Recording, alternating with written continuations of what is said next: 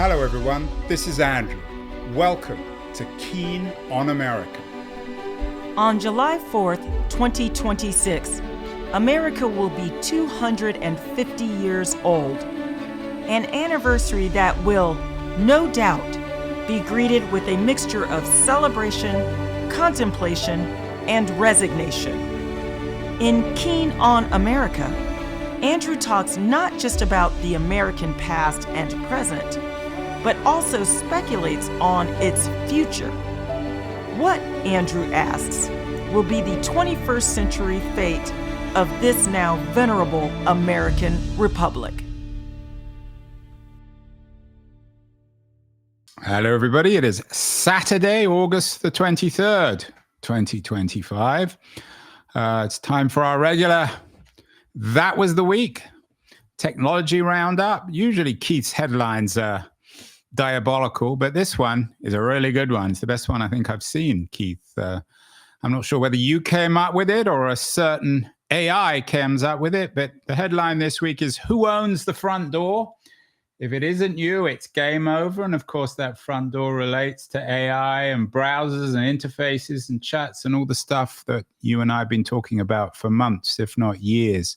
Did you come up with that title, Keith? Be honest here. I honestly did. I got this idea of the front door in my head, and I went and played with various ways of illustrating it. It can be the title of your new book. Who owns the front door? So explain what you mean by this.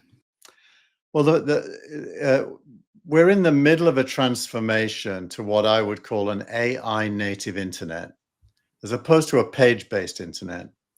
The page-based internet includes posts and tweets and Facebook and everything. And it's like there's a URL and there's content at the end of it. An AI native internet is an internet where everything starts with an interaction between a human being and an AI. And the interface for that, currently the leader is OpenAI. ChatGPT is by far the leader. Google this week announced transforming its Chrome browser Google landing page into even more of an AI mode landing page, and it extended it to 180 countries. So Google is morphing its browser into an AI interface, and it's becoming more and more clear that the front door to AI, and by that we mean who owns it in the eyes of the consumer, is the key battleground. Yeah, and in a weird way, it's back to the digital future. That was the title of my interview of the week on medical. We'll come to that later. But in a way, the box is all important. The most valuable thing is the interface, as you argue in your excellent editorial this week. But AI is supposed to be so revolutionary. Tim O'Reilly writes about that in a piece. O'Reilly is always very smart. Is AI a normal technology? In a sense, who owns that box, that interface, is a very standard tech question, isn't it? It is a standard tech question. And at least historically, it's been contested for a short period of time, and eventually a winner emerges. So if we go back to the early days of the internet, when Alta Vista was the search engine, Yahoo had the directory service of the internet. Google came along with its PageRank algorithm and blew everything away.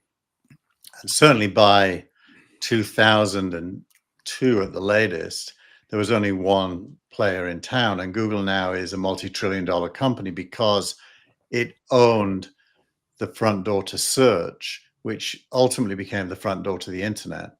Although, just to be clear, and you and I have talked about this a lot, I love this story of Google. They became the front door because they own the building. I mean, the door itself is ultimately rather superficial. I mean, that original Google search engine was simple and clean, and everyone was blown away with it. But the only reason it was effective was because they downloaded, they had the chutzpah, the two boys at grad students at Stanford. They used the university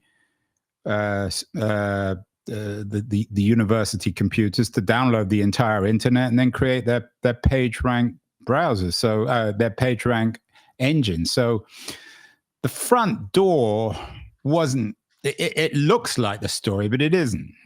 Well, I think there's a layer of detail there that you're missing.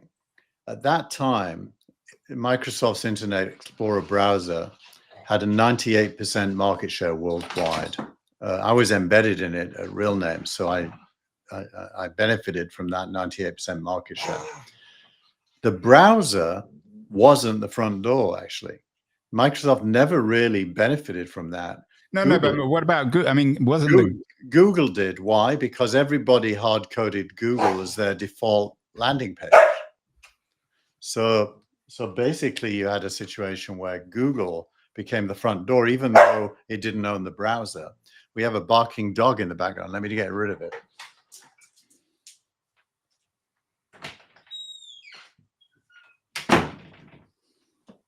That was a talking dog saying, "Please let me out of your room." An AI dog, a Microsoft and a Google dog. Yeah, but my point simply, Keith, is that, I take your point, but the reason I remember back in 98, 99, when Google came along, the reason everyone started using it was because it was a better search engine, not because of the interface. Yeah, I'm saying the same as you. I'm not saying the interface nailed it. I'm saying it became the front door because it was the very best way to find stuff on the internet. But it did become the front door, and it completely dominated. Very quickly. I mean, especially in Silicon Valley, 1 week everyone was using Alta Vista and Yahoo. The next week they're all using Google. Yeah, because it was better and self-evidently better. It was not that you didn't need any reviews. It was just obviously better. Yeah, and now I think we're in an era pretty similar to the Alta Vista era. Then there was Excite and InfoSeek and others. Now we've got OpenAI, Anthropic, Google, Perplexity. I think OpenAI is the clear consumer choice leader at the moment. Google's moves this week clearly show an awareness of that and a fighting spirit to make it not true in the future. But we are at the who's going to own the front door moment. And, it isn't inevitable that the answer will be only one company. It is. And thinking historically, the real question seems to me, I mean, this really is a multi-trillion-dollar question, is whether OpenAI and Anthropic and Google Gemini and Perplexity and all the others are the equivalents of Yahoo and Alta Vista, and whether in the next 6 months or year or couple of years, something's just going to come along and blow everything else away, like Google did in 98, 99. Well, the editorial this week focuses on what's missing. And back in those days, what was missing was good search.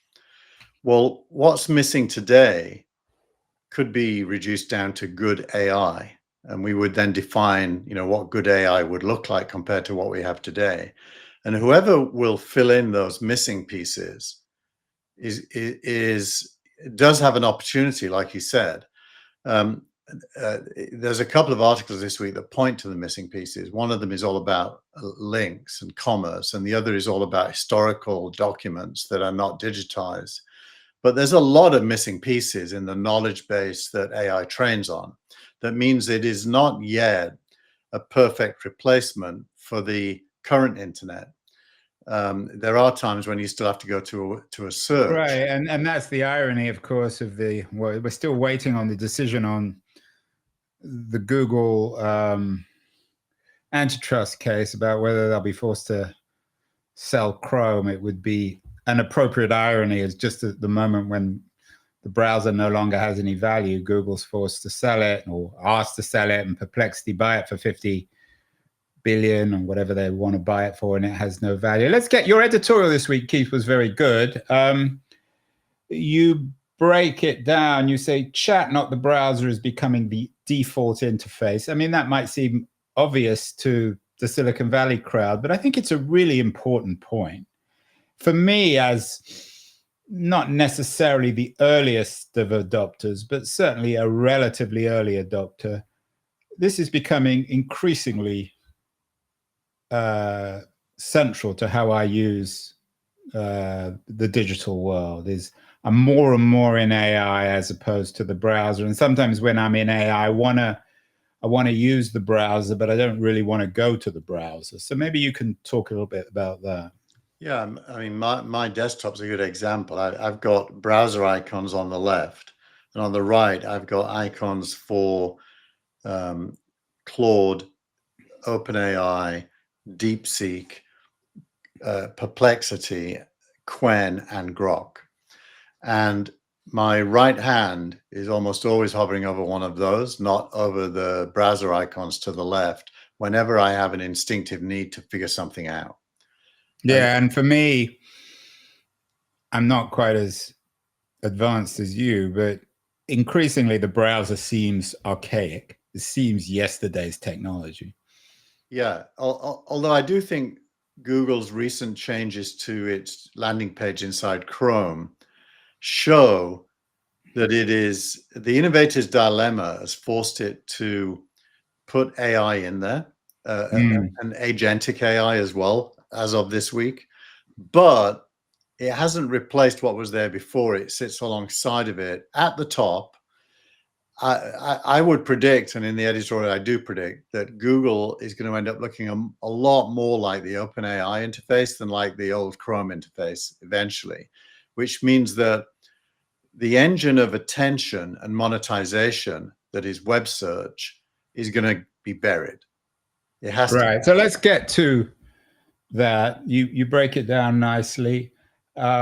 So you say what the browser gave us, address bar, tabs, history, bookmarks, extensions, now migrates into the assistant. What is the assistant? Is this the box, the AI box? Yeah, the assistant, obviously the term was first coined by Google. They called their Siri equivalent the Google Assistant. So this concept of an assistant, or what Microsoft calls a co-pilot, what increasingly are being called agents, it's the same Microsoft concept. is always, their descriptions is always by far the worst. Co-pilots is diabolical. I don't know who runs their marketing department, but they should be fired instantly.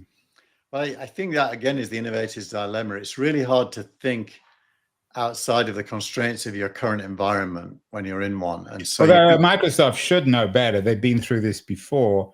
And of course, this is you talk about the innovator's dilemma. Clay Christensen is no longer around, brilliant Harvard Business School professor. This could be, this is the perfect test case of the innovator's dilemma, especially for Google. Exactly, because they're being brave, but they essentially have to replace one business model with another. And in doing that, they can't be the trusted third party that holds the economics, if you will, because they could certainly build a walled garden that's their own, but the other AIs wouldn't benefit from that and will need their version of it. Right, so, it's as if it's in like one of those silly Hollywood films where the hero not only has to have their lunch and talk on the phone, but also change trains or planes and fly, do all these sorts of miracles all at the same time. In your editorial, Keith, you talk about links not dying, they change jobs, which probably would be, if you're right, would be reassuring in a way for Google, isn't it? Yeah, but I think maybe the message is a bit too buried there. I think what it means is advertising dies on the internet and is Keith, you give me the title. Advertising dies. And is replaced by relevant links in context that can be monetized, but they surface as relevant links, not as ads. That is the AI native internet monetization. Although last week I can't remember what the thing was, but an English entrepreneur was trying to come up with a new product that would save advertising within links. Yeah, that company's had quite a lot of publicity this week, and it's trying to be the search engine optimization for AI, but that implies that you can force links into AI training, and I really don't think you can. Yeah, particularly given everyone's sensitivity. And then one of your other points is, and I'm quoting you here, the unit of value flips from page views to completions. What does that mean, and how does it know if it's completed? Well, a completion is contextually, it depends what your goal is. Completion could be reading an article, or buying a book, and or reading a book, or buying a product, or subscribing to a newsletter. A completion is basically describes the human goal in the first place, and that's still valuable. And so human attention and completions remain, the economic engine of the internet. It's just that they're subsumed inside AI, and now, for that to be true, AI has to be competent to do those things, and it currently isn't, by the way. AI can't currently take that role on, but it will. Yeah, well, one of your other pieces is, and you and I have talked about this one before, about AI might be the future. It's a Wall Street Journal opinion piece, but it knows little of the past. AI still, and I struggle with this, it doesn't always remember as well as we'd like it to in terms of previous conversations. Right. Well, it doesn't know the recent past, although that's being fixed. ChatGPT recently reminded me that I'm working on a project that the current conversation was relevant to. So it did remember a previous conversation. That's being fixed. But what it doesn't have, for example, is a good history of the French Revolution based on original documents that were never digitized, because all of its learning is on digitized content. Yeah, but that goes without saying, nor did Google, or nor does Google, traditional Google search. No one has that if it's not on the internet. You remember when Google got sued because it was scanning books? So Google did try to fix that. Yeah. Well, let's move on to some of your other points. You've got some nice phrases. The attachment becomes the moat. What do you mean by that, Keith? Well, a user interface, or a front door, if you will, requires stickiness. It requires a user to want to go back there. And the more sticky it is, the harder it is to switch. So, I use Claude for coding. I've tried other coding environments. I never stick with them because Claude is so much better. I stick with it, and I've got an affinity to it because it's served me very well. It's almost like you build an emotional bond. Yeah, I mean, it's like the old argument on the antitrust front about Google. Google was used to say, well, we're not a monopoly because anyone can just switch browsers. There's lots of other browsers out there. And then the response was, well, people become attached. And that's just the way it is. You can't necessarily blame Google for that. But once you become comfortable, as you have with, say, the Anthropic interface, then that's just how you operate. Yeah, and you're very loyal to it. Unless something really blows it away, you're not going to change. And I honestly think for most consumers using iPhones or Android phones mostly, ChatGPT has established that position for normal interaction with AI. Yeah, I have to admit, I've always been, as you know, anyone who watches this show, you're the open AI believer, I'm the skeptic. But I usually use Anthropic, but I decided to use OpenAI ChatGPT for a bit this week, and I found their interface actually quite refreshing. There's something cleaner about it than Anthropic, maybe more Google-like. So moving on,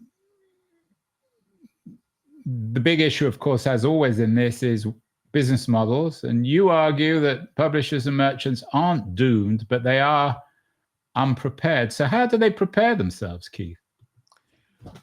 It's a little bit like the early days of Google. At the moment, there's a range of opinions amongst publishers that range from "you're stealing my content and I'm going to sue you," all the way through to "please use my content and I'll pay you if you surface links."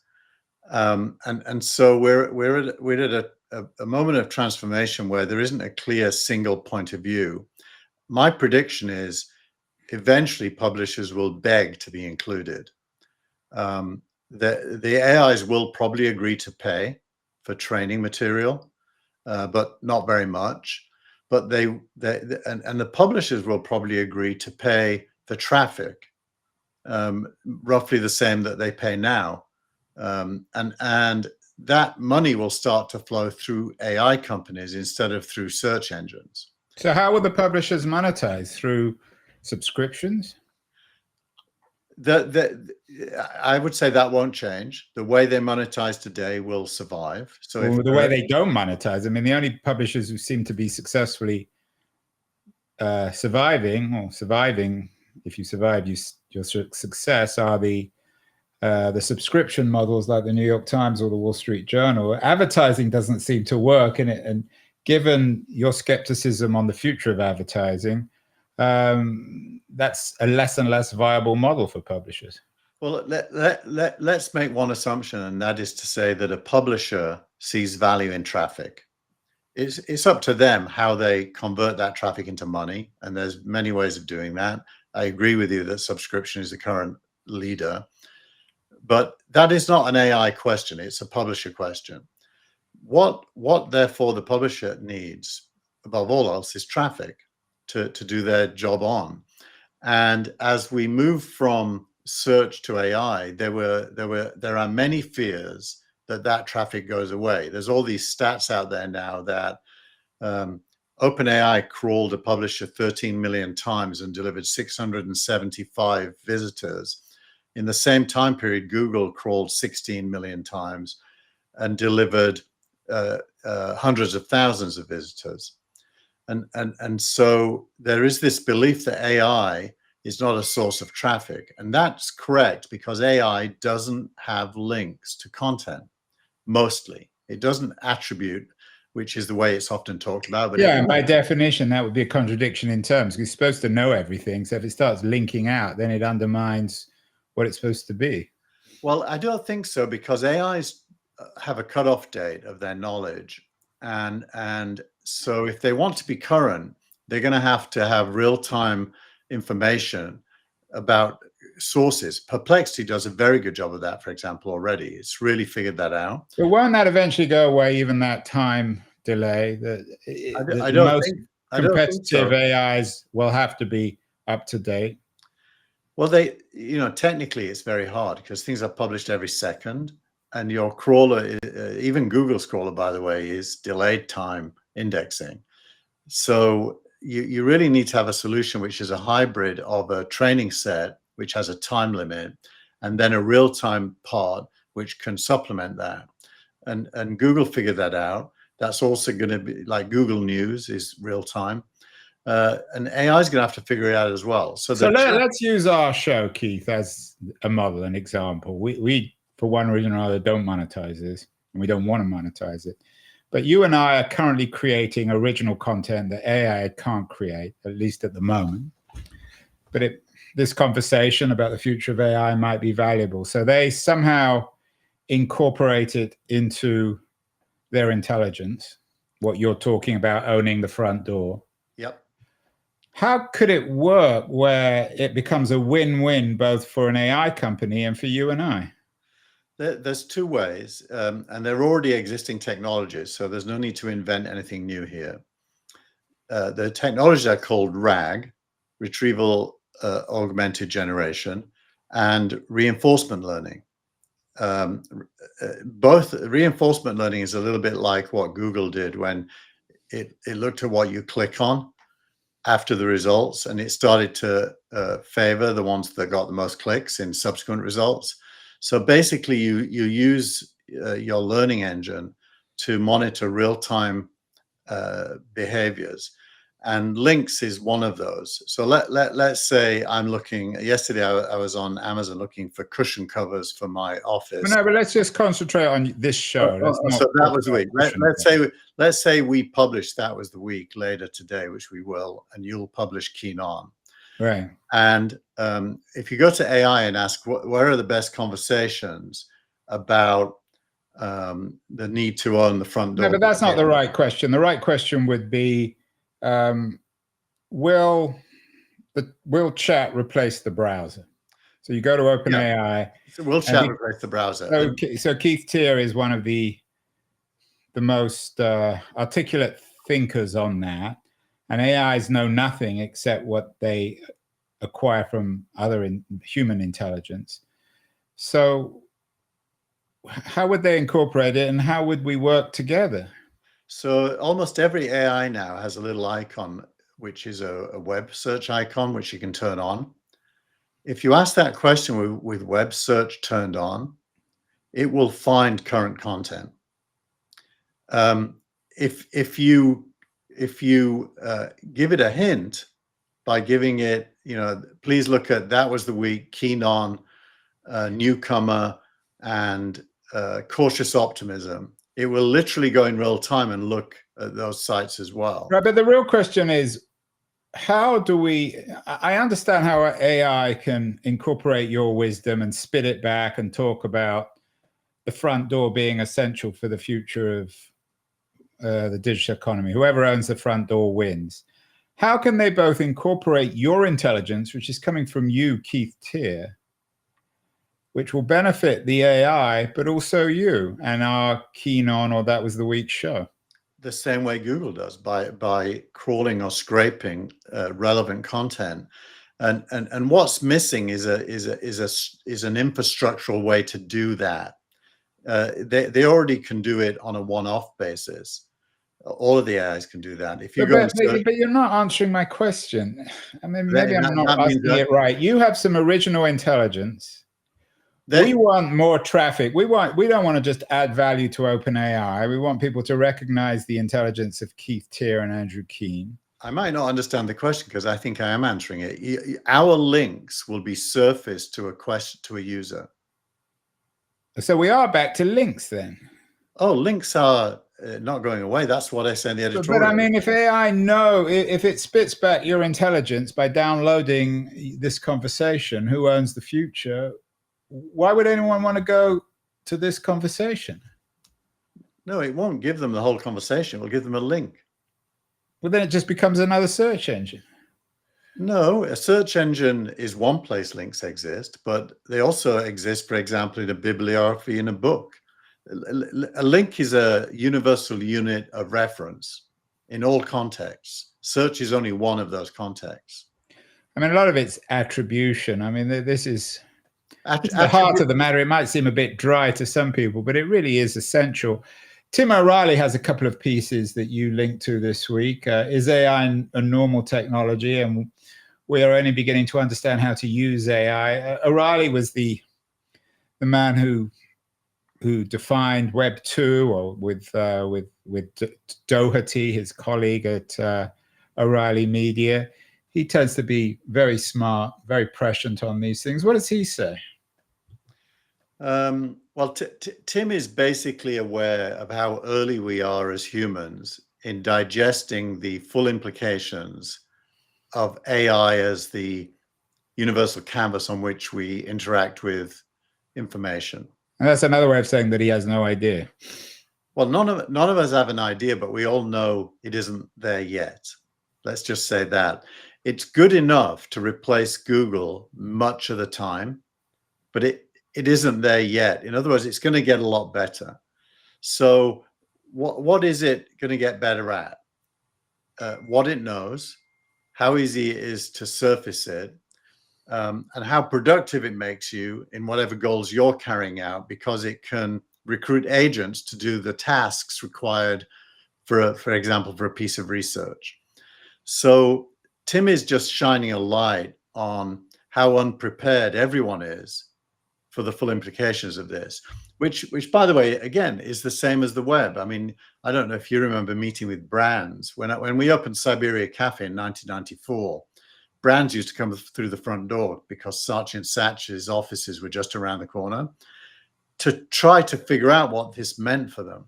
And I would say they didn't figure it out for years. It took a long time. Yeah, the Saatchis, although Edward Saatchi, one of the Saatchi brothers' sons now, is one of the pioneers of movie AI. I think people are beginning to understand it. I would encourage people to look at my interview of the week with Robert Pearl.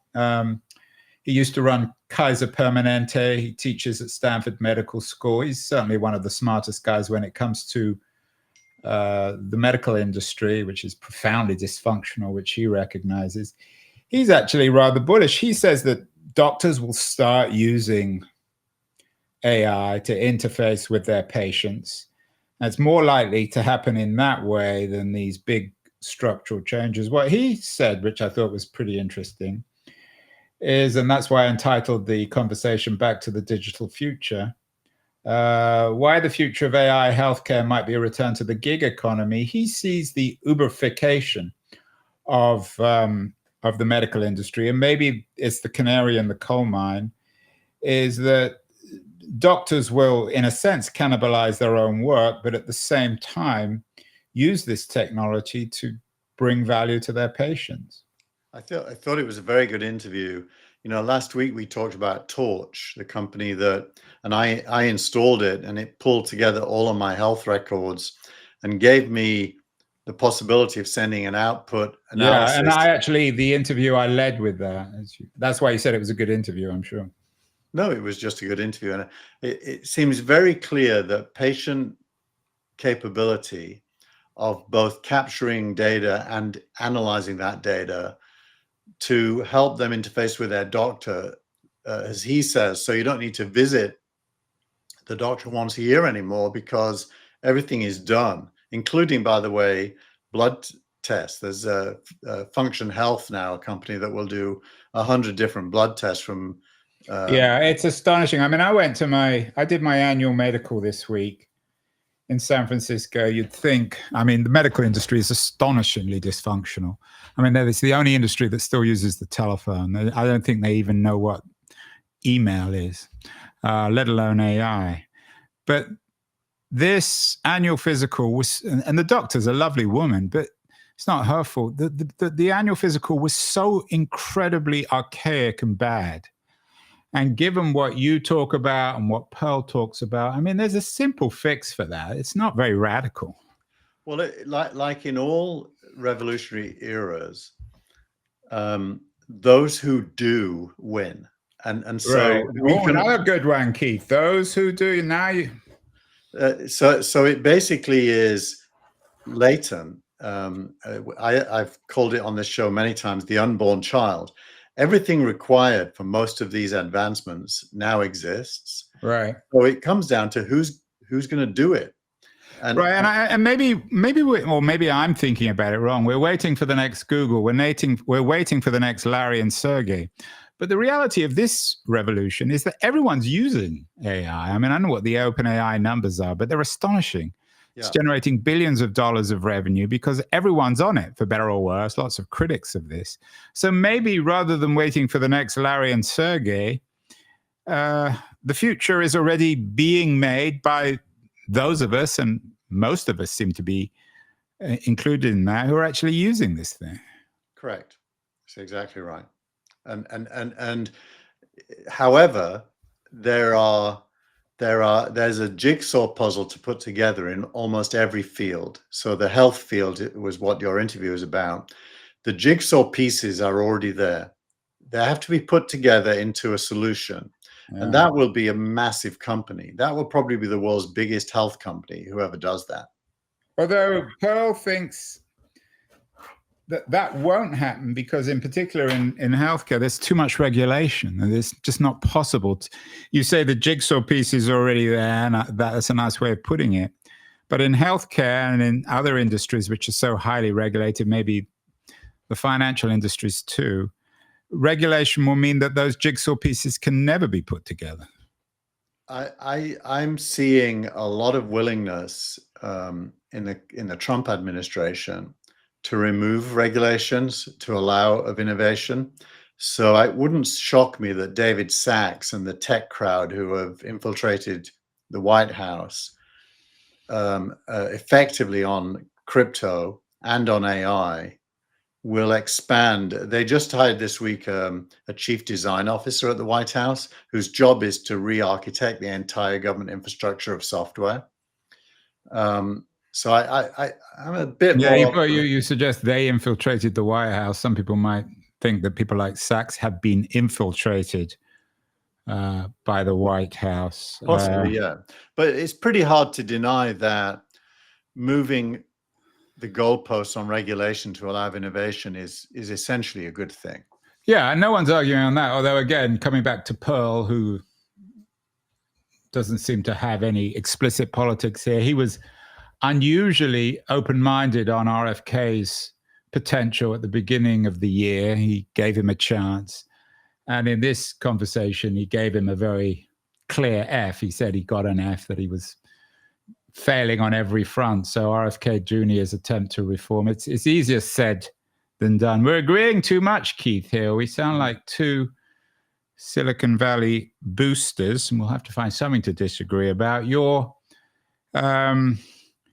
What about the AI skeptics? You link with Helen Toner, who became an overnight star a couple of years ago when she was involved in the OpenAI boardroom spat. What does she say about the unresolved debates about the future of AI? Is she focusing on ethics or business?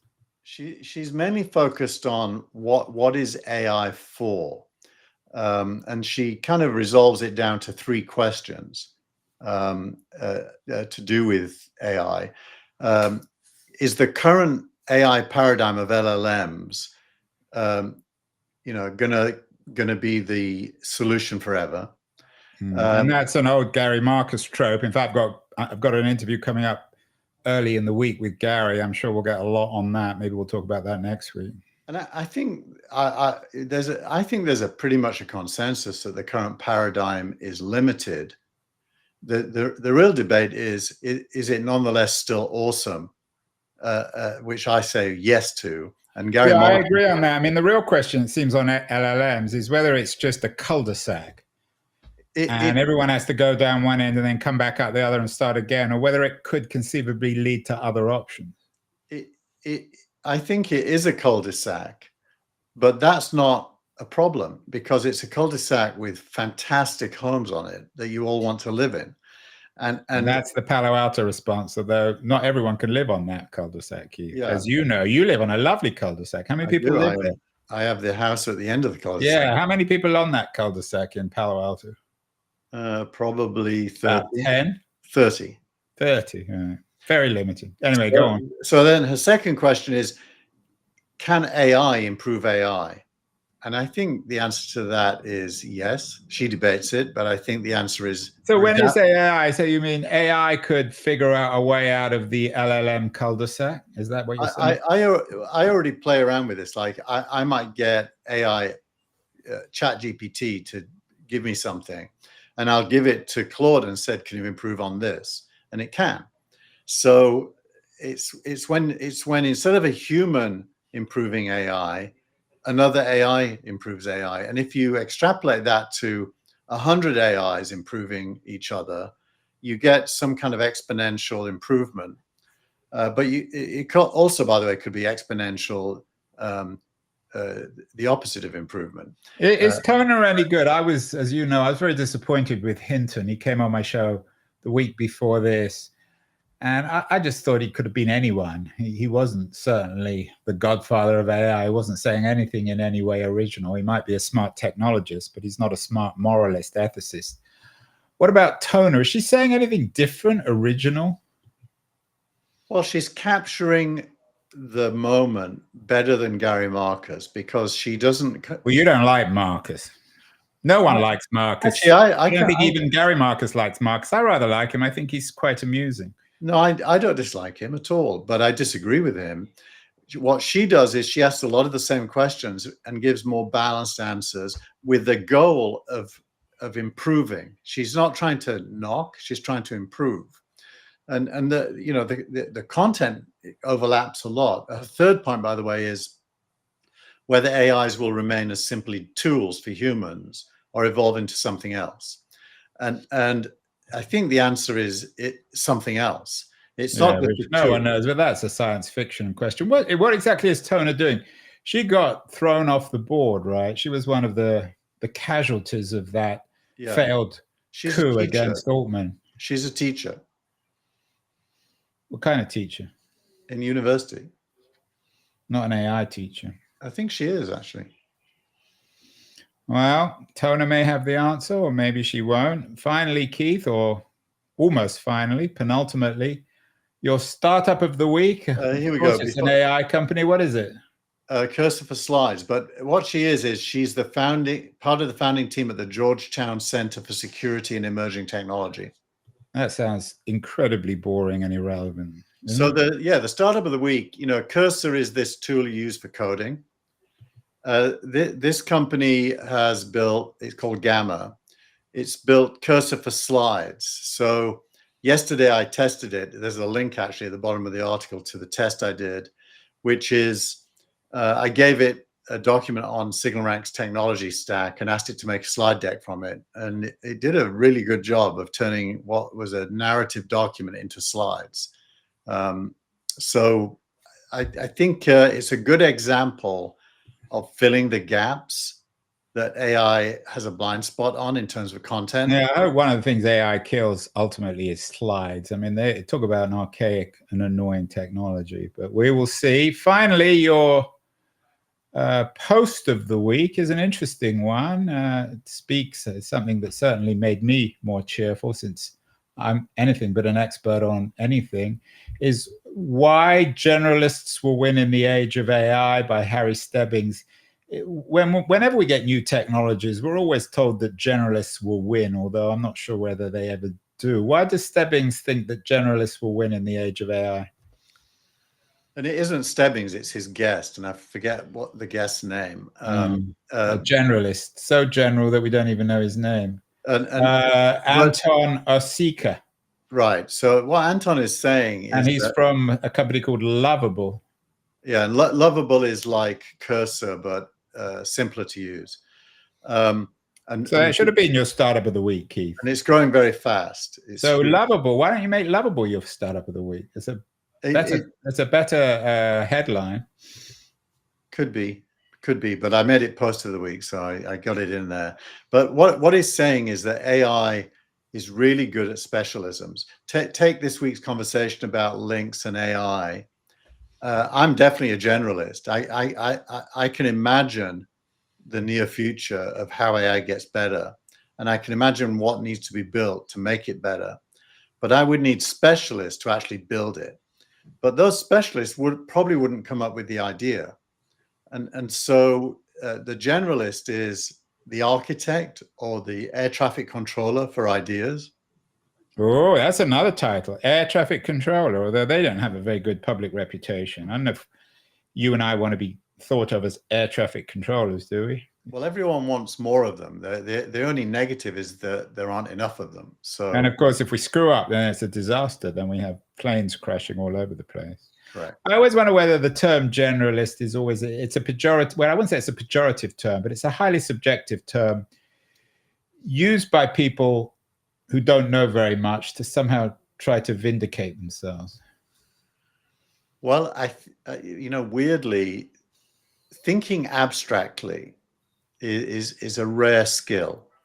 And I think a generalist excels at abstract thinking and can apply patterns to solutions.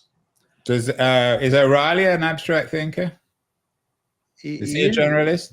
I think he is, actually, yeah. What about Helen Toner? No, she's more of a She's a boring academic. And what about Gary Marcus? Gary Marcus is just a downer, let's say that. Gary Marcus is his critics might say he's a failed specialist. Exactly. He's a sedative. He's not. And I would define myself as a failed generalist. I don't know about you. What would you describe yourself as? An aspiring generalist. Well, from an aspiring generalist to a failed generalist, it's been a pleasure as always, Keith. We will interpret and peruse and download so much more to talk about. Great title for this week. Who owns the front door? Great question that Keith framed. I'm not sure if he did it on his own, but he claims to have. Question about AI, Keith. We will talk, no doubt, about who owns the front door, who will own the front door next week. Have a great week, and we'll talk again next week. Thanks so much. Bye, everyone.